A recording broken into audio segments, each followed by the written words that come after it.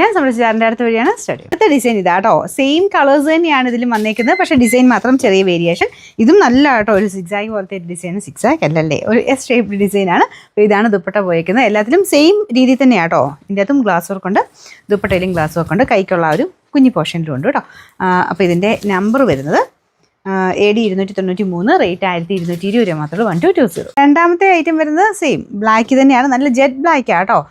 അതിൽ തന്നെ ഇപ്പോൾ ഞാൻ കാണിച്ച പോലെ തന്നെ ഡിസൈനാണ്, വേറെ വ്യത്യാസമൊന്നുമില്ല. ഗ്ലാസ് വർക്കൊക്കെ സെയിം ആയിട്ട് തന്നെ കൊടുത്തിട്ടുണ്ട്. മടക്കി വെച്ചേക്കുന്നതാണ്. ബോട്ടം ഏകദേശം സെയിം മെറ്റീരിയൽ തന്നെയാണ് കേട്ടോ ബോട്ടത്തിനും കൊടുത്തേക്കുന്നത്. അത്യാവശ്യം തിക്കായിട്ടുള്ള ഫാബ്രിക്കാണ്.